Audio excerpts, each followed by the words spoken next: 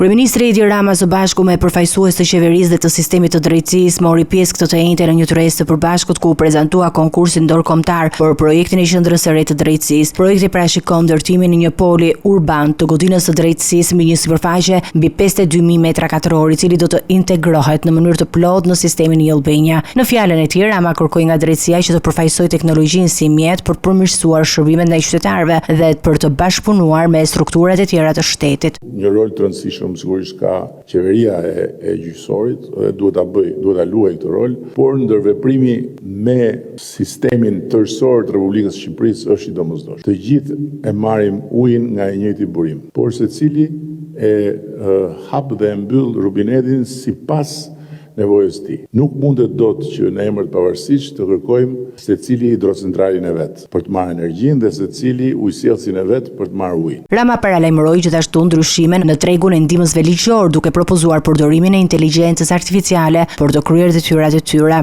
Unë besoj që nuk them në një çudi nëse them që në 4-5 vite e ardhshme ndihmësi ligjor nuk do ekzistojë më si profesion. Do jetë inteligjencë artificiale. Thuhet se jo vetëm ndihmësi ligjor, po edhe të tjerë, por flasim për ndihmësi ligjor. Dhe nëse ju doni që ne të punojmë me një projekt për ndihmësin ligjor me inteligjencë artificiale, unë ju siguroj që brenda një viti ju do keni një ndihmës ligjor që do jetë në një nivel shumë më të lartë se gjithë ndihmësat ligjor që keni, për shkak se do di shumë më tepër. Sa i përket ndërtimit të qendrës së drejtësisë, Rama vlerësoi se për përfundimin e plotë do të jenë të nevojshme të paktën 5 vite. Projekti synon jo vetëm të përmirësojë infrastrukturën e gjyqësorit, por edhe të rrisë efikasitetin dhe transparencën e sistemit të drejtësisë në Shqipëri.